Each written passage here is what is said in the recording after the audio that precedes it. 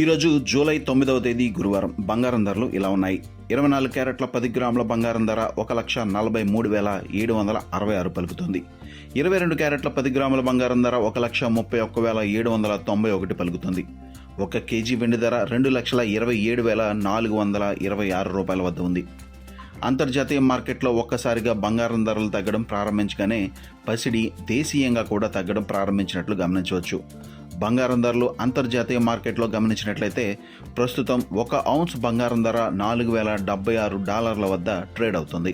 బంగారం ధరలు తగ్గడానికి ప్రధానంగా ఇరాన్ యుద్ధం ప్రారంభం అవగానే క్రూడ్ ఆయిల్ ధరలు పెరగడం ప్రారంభించాయి.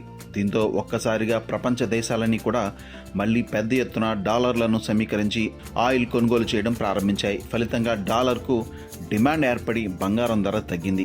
ఎప్పుడైతే డాలర్కు డిమాండ్ పెరుగుతుందో అప్పుడు బంగారం ధర తగ్గుతుంది. అమెరికా జారీ చేసే ట్రెజరీ బాండ్ల విలువ కూడా పెరుగుతుంది. అప్పుడు ఇన్వెస్టర్లు తమ పెట్టుబడులను ట్రెజరీ బాండ్లలో పెట్టుబడి పెట్టేందుకు ఆసక్తి చూపిస్తారు. ఫలితంగా బంగారం నుంచి పెట్టుబడులను ఉపసంహరించి ట్రెజరీ బాండ్లలో పెట్టుబడులు కొనసాగిస్తారు. అందుకే బంగారం ధర తగ్గుతుందని నిపుణులు పేర్కొంటున్నారు. ప్రస్తుతం బంగారం ధరలు మళ్లీ తగ్గుముఖం పడుతున్న నేపథ్యంలో పసిడి ప్రియులు ఫిజికల్ రూపంలో బంగారు ఆభరణాలు కొనుగోలు చేయడం పెరిగే అవకాశం ఉన్నట్లు నగల షాపుల వారు ఆశాభావం వ్యక్తం చేస్తున్నారు. అయితే డాలర్ విలువ పెరగడంతో పాటు బంగారానికి ప్రపంచవ్యాప్తంగా డిమాండ్ కూడా తగ్గడం వల్లనే ఈ పరిస్థితి తలెత్తినట్లు నిపుణులు పేర్కొంటున్నారు.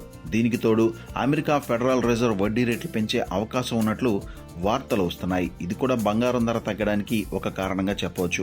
రాబోయే పెళ్లిళ్ల సీజన్లో బంగారు ఆభరణాలు కొనుగోలు చేసేవారికి తగ్గుతున్న ధరలు కాస్త ఊరట కల్పించే అవకాశం ఉందని చెప్పవచ్చు. ఆషాఢ మాసం అనంతరం శ్రావణ మాసం ప్రారంభం కానుంది. ఈ మాసంలో మళ్లీ పెళ్లిళ్ల సీజన్ ప్రారంభమవుతుంది కనుక తగ్గుతున్న బంగారు ధరలు వీరికి ఊరట కల్పించే అవకాశం ఉంటుంది. ఇదిలా ఉంటే బంగారంలో పెట్టుబడులు పెట్టే వారికి మాత్రం ఇది నష్టదాయకం అని చెప్పవచ్చు. ఎందుకంటే గోల్డ్ ఈటీఎఫ్లో పెట్టుబడులు పెట్టేవారు నష్టపోయే అవకాశం ఉంటుంది.